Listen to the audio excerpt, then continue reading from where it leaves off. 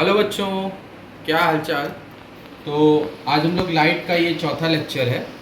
तो अब तक हमने प्लेन मिरर के थ्रू जो इमेज बनती है वो पढ़ी, उसका नेचर पढ़ा, लाइट के बारे में पढ़ा, रिफ्लेक्शन पढ़ा, रिफ्लेक्शन में कॉनकेव कॉन्वेक्स मिरर ये सब पढ़ा, उसकी इमेज फॉर्मेशन पढ़ी। आज हम लोग पढ़ रहे हैं रिफ्रैक्शन क्या होता है। अब रिफ्रैक्शन समझते हैं। तो अभी तक हम लोगों ने रिफ्लेक्शन जो पढ़ा था, उसमें रिफ्लेक्शन में क्या पढ़ा था कि जब इंसिडेंट रे आती है तो वो सरफेस पे जब किसी मीडियम पे पड़ती है तो उसी मीडियम से रिफ्लेक्ट होके वापस चली जाती है। ठीक है। रिफ्रैक्शन में थोड़ा अंतर है। रिफ्रैक्शन में क्या होता है, जब भी कोई एक रे किसी भी सरफेस पे पड़ती है, जब भी कोई एक रे किसी सरफेस पे पड़ती है तो वो दूसरे मीडियम में इंटर कर जाती है। ठीक है। वो जब दूसरे मीडियम में इंटर कर जाती है तो उसको बोलते हैं रिफ्रैक्शन। और जब वो इंटर करती है तो उसका पाथ कुछ डेविएट हो जाता है, अपने पाथ से कुछ भटक जाती है, या तो अवे हो जाएगी, ये नॉर्मल अगर हम बनाएं यहाँ पर ऐसे, या तो नॉर्मल से अवे हो जाएगी या तो नॉर्मल की तरफ आ जाएगी, यानी अपने ओरिजिनल पाथ से कुछ डेविएट हो जाती है। इसको बोलते हैं रिफ्रैक्शन। फिर से मैं समरी कर देता हूँ। अगर कोई इंसिडेंट रे पड़ती है किसी भी सरफेस पे तो वो दूसरे मीडियम में जब इंटर हो जाती है, दूसरे मीडियम में, ये मीडियम 1 था, ए था, ये मीडियम बी है, तो जब ए से बी मीडियम में इंटर करती है किसी भी सरफेस के थ्रू तो क्या होता है, वो ओरिजिनल पाथ से बेंड हो जाती है। तो या तो मैंने बताया नॉर्मल की तरफ बेंड होगी या नॉर्मल से अवे बेंड होगी। तो ऐसी प्रोसेस को, ऐसी चीज को हम लोग बोलते हैं रिफ्रैक्शन ऑफ लाइट। ठीक है। चलिए अब आगे बढ़ लेते हैं, देखते हैं क्या होता है। अब रिफ्रैक्शन आपको समझ में आ गया होगा। अब जैसे रिफ्लेक्शन में दो लॉस थे, रिफ्लेक्शन में दो लॉस थे कि पहला लॉ हमने क्या पढ़ा था रिफ्लेक्शन में कि एंगल ऑफ जो इंसिडेंट रे होती है, जो और जो रिफ्लेक्टेड रे होती है और जो नॉर्मल होती है, वो तीनों एक प्लेन में लाई करता है। तो यहाँ भी यही है, यहाँ भी यही है, यहाँ पर क्या है वही लॉ यहाँ पे भी है। अब यहाँ पे क्या है, इंसिडेंट रे जो है आपकी आई, यानी इंसिडेंट रे है आई, और रिफ्रैक्टेड रे, वहाँ पे रिफ्लेक्टेड रे थी, यहाँ पे रिफ्रैक्टेड रे है। ठीक है। और नॉर्मल, और नॉर्मल, ये सब कहाँ पढ़ते हैं, all lie in same plane, all lies in same plane. ठीक है। जो इंसिडेंट रे है, जो रिफ्रैक्टेड रे है, वहां पे रिफ्लेक्टेड होती थी, यहाँ पे रिफ्रैक्टेड है। और नॉर्मल सब के सब कहाँ लाई करेंगे, एक प्लेन में लाई करेंगे। ये पहला लॉ है आपका रिफ्लेक्शन का, ये हम लोग पढ़ रहे हैं लॉस। तो पहला लॉ रिफ्लेक्शन का क्या है, ये। ठीक है। अब सेकेंड लॉ पे चलते हैं। वहां पर सेकेंड लॉ क्या पढ़ा था आपने, वहां पर सेकेंड लॉ पढ़ा था कि एंगल आई और एंगल आर बराबर होता है। यहाँ पर थोड़ा फर्क है। तो रिफ्रैक्शन का दूसरा लॉ क्या कहता है कि साइन ऑफ एंगल आई और साइन ऑफ एंगल आर, यानी sine of angle of incident और upon sine of angle of refracted, ये किसी कांस्टेंट के बराबर होता है। इसको बोलते हैं स्नेल्स लॉ, ये स्नेल्स लॉ होता है। ठीक है। तो यहाँ पर ये दो लॉ होते हैं रिफ्रैक्शन के। पूरी समरी में फिर से एक बार समरी कर दूं। रिफ्रैक्शन मैंने बताया क्या होता है, जब लाइट एक मीडियम से दूसरे मीडियम में इंटर करती है तो अपने ओरिजिनल पाथ से थोड़ा डेविएट हो जाती है, तो उसी को बोलते हैं रिफ्रैक्शन। दो लॉ हैं, एंगल ऑफ इंसिडेंट और सॉरी, जो इंसिडेंट रे होती है और जो रिफ्रैक्टेड रे होती है और जो नॉर्मल होती है, सबकी सब एक प्लेन में लाई करता है। और sine of angle i upon sine of angle r किसी कांस्टेंट के बराबर होता है, ये स्नेल्स लॉ कहलाता है। ठीक है। अब ये कांस्टेंट ऐसा नहीं है कि ये कांस्टेंट मतलब हमेशा यही रहेगा, जब जब आपका एंगल आर और एंगल आई बदलेगा तब तब ये कांस्टेंट बदलता जाएगा। मान लीजिए ये एंगल आई इस वक्त कुछ और है, यहाँ भी ये है, तो इस वक्त कांस्टेंट ये आया। अब एंगल आई बदला और एंगल आर बदला तो कांस्टेंट की वैल्यू कुछ और हो जाएगी। ठीक है। तो ये आपके हैं लॉज ऑफ रिफ्रैक्शन। ठीक है। अब आगे बढ़ते हैं, होप आपको समझ में आ गया होगा रिफ्रैक्शन और उसके लॉज। अब हमें देखना है कि रिफ्रैक्शन होता कैसे, how refraction takes place, how refraction takes place. अब रिफ्रैक्शन होता कैसे, हमने आपको बताया पहला, ये मीडियम होता है और इंसिडेंट रे आती है और दूसरे मीडियम में इंटर कर जाती है, ठीक है, और पाथ उसका डेविएट हो जाता है। तो ये है मान लीजिए इंसिडेंट रे, ठीक है। अब ये नॉर्मल है, ठीक है। अगर जो पहला मीडियम है, मान लीजिए जो मीडियम ए है, ठीक है, ये लाइटर मीडियम है, ये लाइटर मीडियम है, ये लाइटर मीडियम है, और मीडियम बी जो यानी नीचे वाला ये हैवियर मीडियम है या डेंसर मीडियम है। मतलब कहने का ए जो है बी के मुकाबले, बी के कंपैरिजन में लाइट मीडियम है, मींस ए वाला लाइट मीडियम है और बी वाला थोड़ा डेंसर मीडियम है, ठीक है। तो जब भी इंसिडेंट रे लाइट मीडियम से डेंसर मीडियम की तरफ जाती है, मतलब लाइट मीडियम से डेंसर मीडियम की तरफ इंटर कर रही है, तो जब भी इंटर करती है तो ये नॉर्मल के टूवर्ड्स बेंड होती है, मतलब नॉर्मल की तरफ बेंड होती है। तो यहाँ क्या होगा, bend towards normal, bends towards normal. Clear हो गई होगी बात। जब लाइटर से डेंसर मीडियम की तरफ जाती है रे तो नॉर्मल की तरफ बेंड होती है। ये पहला कंडीशन है रिफ्रैक्शन का दिखाने का।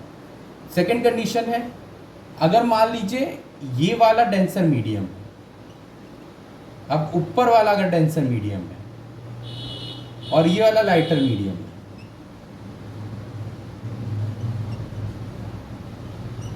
ये वाला लाइटर मीडियम है, तो जैसे ये रे आएगी, ये रे आएगी और ये डेंसर से लाइटर की तरफ जाएगा, तो इसमें क्या होता है, ये अवे फ्रॉम नॉर्मल, यानी ये वाला जो एंगल होगा, एंगल रिफ्लेक्टेड एंगल, वो बड़ा होगा।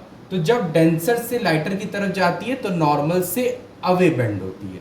और यहाँ पर क्या होता है, जब लाइटर से डेंसर की तरफ जाएगी तो नॉर्मल की तरफ बेंड होती है। तो यहाँ पर क्या होगा, एंगल आई एंगल आर से बड़ा होगा, यहाँ पर एंगल आई एंगल आर से छोटा होगा। तो यहाँ पर क्या होगा, लाइटर मीडियम में जाएगी तो बेंड्स अवे फ्रॉम नॉर्मल।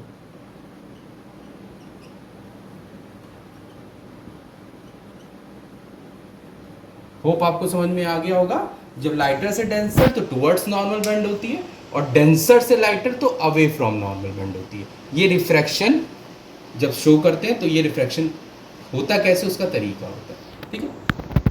अब आगे बढ़ते हैं, नेक्स्ट हेडिंग पढ़नी है कि ऐसी कौन सी दो कंडीशंस हैं जब रिफ्रैक्शन नहीं होता। ऐसी कौन सी कंडीशन है जब रिफ्रैक्शन टेक्स प्लेस ही नहीं, होगा ही नहीं। तो केस 1 पढ़ लेते हैं, जब रिफ्रैक्शन नहीं होगा। तो ये आपका सरफेस है जहाँ पे दो मीडियम हमारे अलग अलग हो रहे हैं। अब ये मान लीजिए ये रे आई, ये इंसिडेंट रे है, ठीक है, और ये सीधी एकदम निकल जा रही है, ये इंसिडेंट है और ये रिफ्रैक्टेड रे है, ठीक है।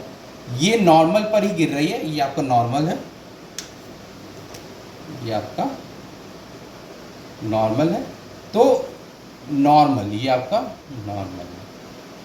जब इंसिडेंट रे नॉर्मल पर बिल्कुल परपेंडिकुलर गिरेगी, बिल्कुल पैरेलल गिरेगी, सॉरी, तो पैरेलल एकदम सिधाई में गिरेगी, तो वो एकदम सीधी निकल जाएगी, बिना बेंड हुए वो सीधी निकल जाएगी बिल्कुल।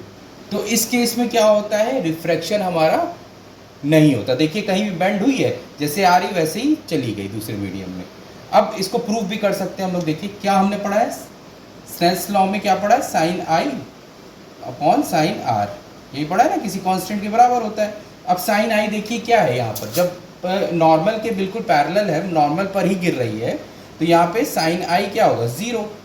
साइन आर हमको पता नहीं है, ठीक है, ये किसी कांस्टेंट के बराबर होता है। अब साइन 0 क्या होता है, 0, और साइन आर कांस्टेंट होगा। अब किसी चीज़ को 0 से वो करते हैं तो ये भी क्या होता है, 0।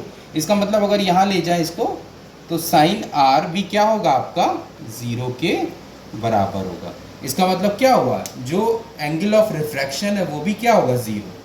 यहाँ पर स्नेल्स लॉ से हमने प्रूव किया, अगर आई 0 है क्योंकि ये उसी पे गिर रही है नॉर्मल पर, तो साइन 0 हुआ एंगल ऑफ इंसिडेंट। तो जब 0 हुआ तो ये भी 0 होगा, इसका मतलब साइन आर भी क्या होगा, 0। तो इस केस में क्या होगा, आपका रिफ्रैक्शन नहीं, ठीक। ये आपको होप क्लियर हो गया होगा। अब एक और केस होता है, केस 2 देख लेते हैं जहाँ पे रिफ्रैक्शन नहीं होगा। ये आपका सरफेस है, ठीक है। अब मान लीजिए यहाँ पर इसका रिफ्रैक्टिव इंडेक्स, अभी हम पढ़ेंगे रिफ्रैक्टिव इंडेक्स क्या होता है, ठीक है। अभी आप टेंशन ना लीजिएगा कि ये होता क्या है, ठीक है। रिफ्रैक्टिव इंडेक्स और इसका रिफ्रैक्टिव इंडेक्स अगर सेम है, अगर दोनों मीडियम का रिफ्रैक्टिव इंडेक्स सेम है, तो क्या होगा, जो भी इंसिडेंट रे है वो बिना रिफ्लेक्टेड किए हुए पास हो जाएगी। इसका मतलब क्या हुआ, अभी हमने कहा था रिफ्रैक्शन के लिए मीडियम ए और मीडियम बी में फ़र्क होना चाहिए, या तो ऊपर वाला लाइटर हो नीचे वाला डेंसर हो, या ऊपर वाला डेंसर हो नीचे वाला लाइटर हो। लेकिन अगर दोनों रिफ्रैक्टिव इंडेक्स सेम है, इसका मतलब या तो दोनों लाइटर हैं या तो दोनों डेंसर हैं। तो जब दोनों के रिफ्रैक्टिव इंडेक्स एक ही होंगे तो आपकी रे बिना बेंड किए हुए निकल जाएगी। तो इन दो केसेस में आपके रिफ्रैक्शन नहीं होता। क्लियर हो गई इतनी बात? अब चलिए पढ़ लेते हैं। अब नेक्स्ट टॉपिक है कि हमें देखना है कि ग्लास स्लैब हम लोग लेते हैं। तो अब नेक्स्ट हेडिंग है रिफ्रैक्शन थ्रू ग्लास स्लैब। अब ग्लास स्लैब के थ्रू हमें रिफ्रैक्शन देखना है। तो ये आपका ग्लास स्लैब है, ठीक है। इसके ऊपर ये आपका एक मीडियम्स है, जो ये लाइन है जो दो मीडियम को आपको डिस्ट्रीब्यूट कर रही है, और ये लाइन है जो इन दो मीडियम को डिस्ट्रीब्यूट कर रही है, अलग अलग कर रही है। अब ये मीडियम 1 है, ये मीडियम 2 है, ये मीडियम 1, क्योंकि ये और ये मीडियम सेम है, ठीक है।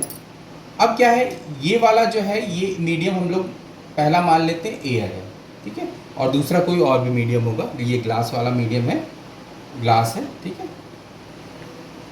फिर ये एयर है, ठीक है। ये 3 मीडियम है। अब यहां से रे आई, ये इंसिडेंट रे आई, ठीक है। अब ये एयर से ग्लास में जा रही है। तो रिफ्रैक्शन कैसे करते हैं, रिफ्रैक्शन होने का तरीका क्या था, पहला केस हमने क्या बताया था, अगर लाइटर मीडियम से डेंसर मीडियम में आ रही है, देखिए एयर लाइटर है और ग्लास डेंसर मीडियम है। तो जब एयर से ग्लास यानी लाइटर से डेंसर मीडियम में आती है, तो ये अगर नॉर्मल है तो ये क्या कर जाती है, नॉर्मल की तरफ बेंड होती है, पढ़ा है ना हमने। तो ये नॉर्मल की तरफ बेंड होगी, यानी ये वाला जो एंगल आर होगा ये एंगल आई से छोटा होगा, क्योंकि क्या है, लाइटर से हैवियर मीडियम में जा रही है। अब क्या होगा, ये ऐसे ट्रैवल करेगी, ब्लैक से बनाते हैं, ये ऐसे ट्रैवल करेगी, फिर यहाँ पर आएगी, ठीक है। तो ये रे आपकी ऐसे चलेगी, ठीक है। अब क्या होगा, जब ये यहाँ पर होगी तो देखिए फिर मीडियम चेंज हो रहा है, फिर मीडियम आपका बदल रहा है। अब क्या हो रहा है, ये नॉर्मल अगर पहले हम बना देते हैं, ये नॉर्मल है आपका, ठीक है। तो अब क्या है, ये देखिए अब यहाँ से हैवियर मीडियम से फिर लाइटर मीडियम में जा रही है। अब केस 2 भी हमने आपको बताया था, जब हैवियर मीडियम से लाइटर मीडियम में इंटर करती है तो कहाँ डाइवर्ट होती है, बताइए, बोलिए बोलिए, चलिए मैं कमेंट में लिखिएगा आप लोग। तो कहाँ डाइवर्ट होती है, अवे फ्रॉम द नॉर्मल, तो नॉर्मल से दूर डाइवर्ट होती है। इसका मतलब क्या हुआ, एंगल ऑफ रिफ्लेक्टेड ज़्यादा होता है और एंगल ऑफ इंसिडेंट से, ठीक है। फिर से मैं समझा देता हूँ, ये एयर से आई रे, तो ये लाइटर मीडियम से था, लाइटर से जब डेंसर में जाती है तो हमने पढ़ा है नॉर्मल की तरफ बेंड होती है। तो देखिए नॉर्मल की तरफ बेंड हुई, और फिर जब ये इस मीडियम से इस मीडियम में बाहर जा रही है तो ये हैवियर मीडियम है और फिर लाइट मीडियम में जा रही है। तो हमने पढ़ा है कि जब हैवियर से डेंसर से लाइटर में जाती है तो away from the normal deviate करती है, ठीक है। तो ये वाली जो रे थी ये इंसिडेंट रे थी, ये वाली रे आपकी रिफ्रैक्टेड रे है, और ये वाली रे का नाम होता है इमर्जेंस रे, ठीक है। ये इमर्जेंस होता है तो उसको बोलते हैं एंगल ऑफ इमर्जेंस, ठीक है।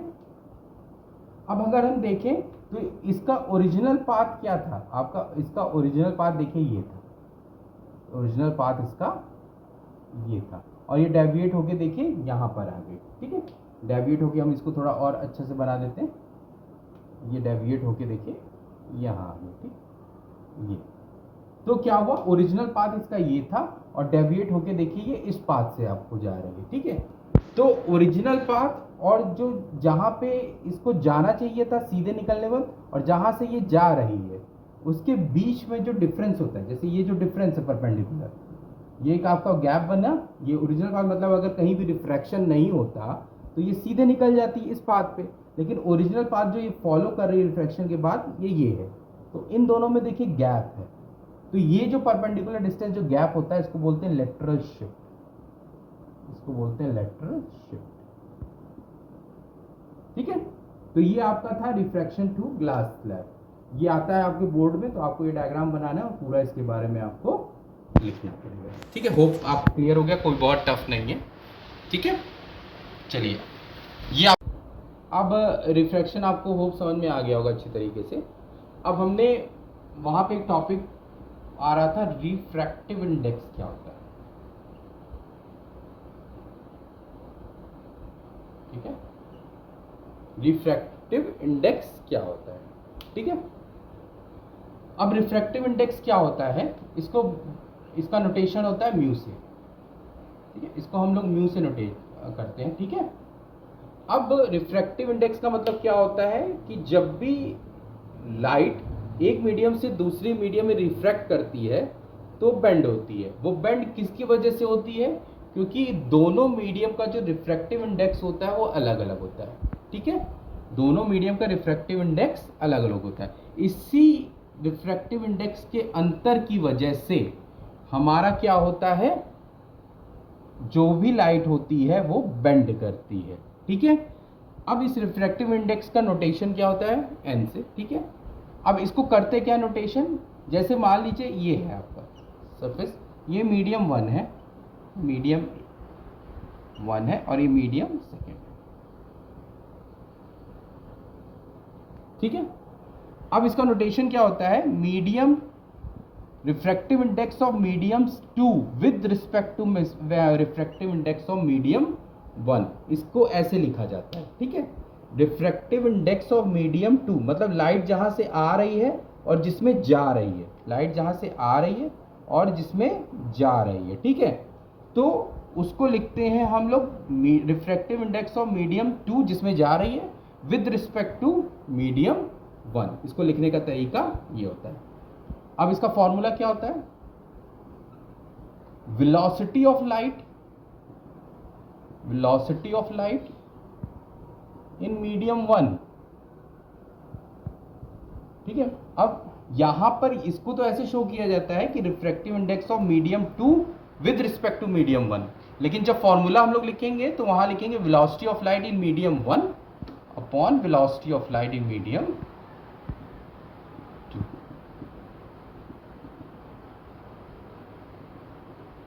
ठीक है, आपको समझ में आ गया होगा ये। ठीक है, अगर ए बी से नोटेशन होता है तो वही होगा, जैसे यहाँ कहीं कहीं क्वेश्चन में होता है, अगर मान लीजिए ये ए होता और ये बी होता तो यहाँ पे नोटेशन क्या हो जाता है, refractive index of medium B with respect to medium A, और यहाँ पे क्या हो जाता है, velocity, velocity of light in medium A upon velocity of light in medium B. ठीक है, ऐसे हो जाता है फॉर्मूला, समझ गए। तो इसको बोलते हैं हम लोग रिफ्रैक्टिव इंडेक्स। ठीक है, इसी रिफ्रैक्टिव इंडेक्स के अंतर की वजह से क्या होता है, हमारी लाइट बेंड होती है। क्लियर होगी बात, ओके। चलिए नेक्स्ट टॉपिक है हमारा, अब हमें पढ़ना है एक इंटरेस्टिंग टॉपिक और है, मिरर हमने पढ़ लिया था, अब हमको लेंस के बारे में पढ़ना है। अब लेंस क्या होते हैं, क्लियर। लेंस भी दो टाइप के होते हैं, एक होता है कॉनकेव लेंस और एक होता है कॉन्वेक्स लेंस। ये थोड़ा मिरर से उल्टा होता है। ठीक है, अब कॉन्वेक्स लेंस जैसे हम ऐसे दिखा रहे हैं ये,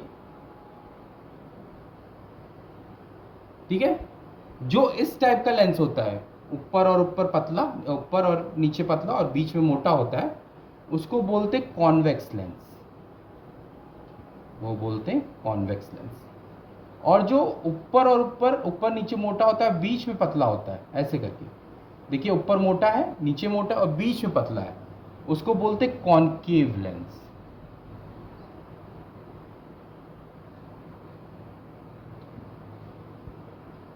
ठीक है, तो लेंस की दो मैंने बता दी, एक कॉनकेव एक कॉन्वेक्स। तो जो ऊपर और नीचे पतला होता है, बीच में मोटा होता है, उसको कॉन्वेक्स, और जो बीच में पतला होता है, ऊपर नीचे मोटा होता है, उसको बोलते हैं कॉनकेव लेंस। क्लियर हो गई बात? तो एक एक करके हम लोग समझते हैं। अब लेंस हमने देख लिया, कॉन्वेकेव और कॉन्वेक्स लेंस कैसा होता है। अब पहले बात करेंगे, कॉन्वेक्स लेंस की बात करते हैं, ठीक है। तो ये कॉन्वेक्स लेंस मैंने बताया, ऊपर और नीचे क्या होता है पतला, और बीच में क्या होता है मोटा। ये प्रिंसिपल एक्सेस होती है, ठीक है। ये आपका बीच का पॉइंट जो होता है लेंस का, वो ऑप्टिकल सेंटर होता है, ठीक है। ये आपका होता है optical centre. Clear? Optical centre ये होता है एफ, ठीक है। और वहां हमने पढ़ा था मिरर में, एफ का जस्ट डबल कर देते हैं तो क्या होता है सी। हमने मिरर में पढ़ा था एफ का डबल कर देते हैं तो क्या होता है सी, ठीक है। यहां पर क्या होगा, सी ना कह के इसको बोल देते हैं, ये F1 बोल देते हैं, और इसको सी ना बोल के 2F2 बोल देते हैं, 2F1 बोल देते हैं, ठीक है। क्योंकि ये F से सेम डिस्टेंस पर होता है, तो यहाँ सी ना बोल के 2F1 बोल देते हैं, ठीक है। अब यहाँ पर ये भी फोकस यूज होता है, इसके बगल वाला भी फोकस। तो ये हो गया F2, और ये मैंने बताया सेम डिस्टेंस होता है तो 2F2, ठीक है। ये कर सकते हैं। ये जो लाइन बीच से इसको कट करती है, ये अपर्चर होता है, ठीक है। ये जो बीच परपेंडिकुलर ड्रॉ करते हैं लेंस के बीच से लाइन से, ये अपर्चर कहलाता है, ठीक है। तो बीच वाला ऑप्टिकल सेंटर, ये फोकस 1, ये फोकस, ये एक सेंटर ऑफ कर्वेचर होता था मिरर में, तो इसको 2F1 बोल देते हैं। ये F2 है और ये 2F2 है, ठीक है। ये आपका पूरा कॉन्वेक्स लेंस है, ठीक है। ये आपकी प्रिंसिपल एक्सेस है। अब देख लेते हैं कि इसमें इमेज फॉर्मेशन के रूल क्या होते हैं। अब rules for image formation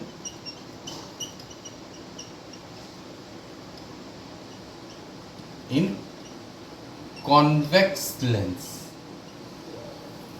convex lens में इमेज फॉर्मेशन के रूल्स क्या क्या हैं? तो पहला रूल, रूल नंबर 1, ये कॉन्वेक्स लेंस बना लिया हमने, ये प्रिंसिपल एक्सेस, ये फोकस, ये 2F2, ये 2F1, F2,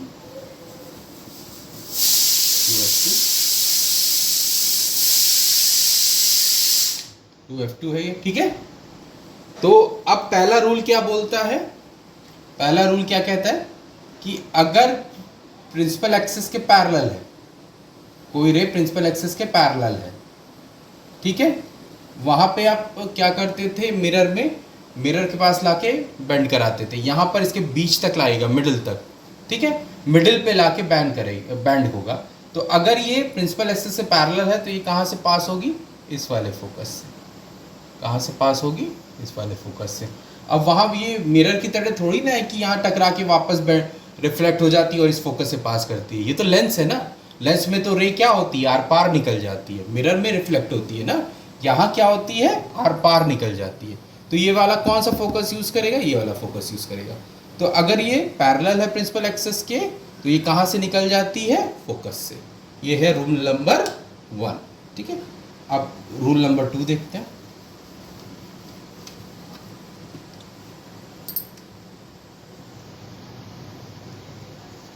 फिर हमने बना लिया convex lens, F1, 2F1, F2, 2F2, ठीक है। अब हमने देखा कि अगर कोई रे F1 से पास हो रही है फोकस से, तो ये फोकस पे यहाँ गिरेगी और ये प्रिंसिपल एक्सिस के पैरेलल हो जाएगी, ठीक है। ये है आपका रूल नंबर 2। पहला क्या था, अगर प्रिंसिपल एक्सिस से पैरेलल है तो फोकस से पास होगी, अगर फोकस से आ रही है तो प्रिंसिपल एक्सिस के पैरेलल होगी, ठीक है। रूल नंबर 3 देख लेते हैं। रूल नंबर 3 इमेज फॉर्मेशन के क्या है, कॉन्वेक्स लेंस का रूल नंबर 3, फिर कॉन्वेक्स लेंस ले लीजिए, ठीक है। ये आपका F1, 2F1, F2, 2F2, ठीक है। अब यहाँ पर क्या कह रहा है, अगर ये ऑप्टिकल सेंटर से है, अगर कोई भी रे ऑप्टिकल सेंटर पे पड़ती है तो ये बिना डाइवर्ट किए हुए सीधे निकल जाती है, बिना डाइवर्ट किए हुए सीधे निकल जाती है अगर ऑप्टिकल सेंटर पे डालते हैं तो ये है रूल नंबर 3, ठीक है। तो आपको सारे रूल समझ में आ गए होंगे, ठीक है। मैं एक बार फिर से सारे रूल बना देता हूँ, ठीक है, आपको और क्लियर हो जाएगा। है पहला रूल मैंने क्या बताया, अगर कोई पैरेलल है प्रिंसिपल एक्सेस के तो वो कहाँ से पास होगी, फोकस से, ये पहला रूल है। दूसरा मैंने क्या बताया, अगर फोकस पे है तो प्रिंसिपल एक्सेस के पैरेलल होगी, ये रूल नंबर 2 है। और अगर ऑप्टिकल सेंटर से जा रही है, ऑप्टिकल सेंटर से जा रही है तो बिना डेविएट किए हुए निकल जाएगी, ये है तीसरा। क्लियर हो गया। तो कॉन्वेक्स लेंस में इमेज बनाने के ये रूल्स हैं, ठीक है। अब आगे बढ़ते हैं, देख लेते हैं। अब यहाँ पे कॉन्वेक्स तो हो गया, अब कॉन्केव में भी देख लेते हैं में इमेज फॉर्मूले का क्या हुआ। तो कॉन्केव आपको पता है कैसा होता है, ऐसा होता है। यहाँ भी ये क्या ऑप्टिकल सेंटर, ये F1, 2F1, F2, ठीक है। यहाँ पर क्या होगा, अगर कोई रे पैरेलल है तो वो इस फोकस को लेते हुए, जैसे सॉरी इस फोकस ये पैरेलल है तो यहाँ इस फोकस को लेते हुए ये क्या हो जाएगी, यहाँ से ये डाइवर्ट कर देगा उसको, ठीक है। ये वाला फोकस यूज करके इसको ये डाइवर्ट कर देगा। तो ये रूल नंबर 1 है, ठीक है। कॉन्केव लेंस में अगर कोई पैरेलल आ रही है तो वो F1 वाले फोकल लेंथ को यूज करके क्या कर देगा, डाइवर्ट कर देगा। चलिए अब रूल नंबर 2 देख लेते हैं।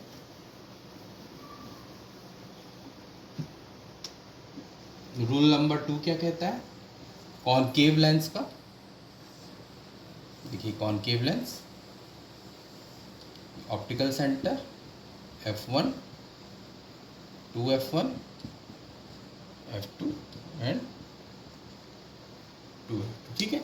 अब यहाँ पे अगर रूल 2 हम लगाते हैं तो रूल 2 क्या कहता है, अगर फोकस पे आ रही है तो ये क्या हो जाएगी, डिफ्लेक्ट होके ऐसे चली जाएगी, ठीक है। तो इस रूल का कोई मतलब नहीं है क्योंकि ये इमेज फॉर्मेशन में काम नहीं आता। अगर फोकस पे डालते हैं तो वो डिफ्लेक्ट होके इसके आर्मेचर के परपेंडिकुलर पैरेलल होती है, उसी पे चली जाती है। तो इस रूल का भी कोई काम नहीं होता, तो ये वाला हम लोग नहीं करते। इसमें सिर्फ 2 रूल होते हैं फॉर्मेशन के, ठीक है। पहला रूल मैंने आपको बता दिया, अब दूसरा देख लीजिए। दूसरा रूल वही है कि अगर ऑप्टिकल सेंटर से जाएगी तो अनडेविएट होके निकल जाएगी। तो ये रूल नंबर 2। क्लियर हो गई बात, ठीक है। तो अब हम देखेंगे कि इमेज फॉर्मेशन कैसे बनती है डिफरेंट पोजीशंस पे रख के, ठीक है। Thank you.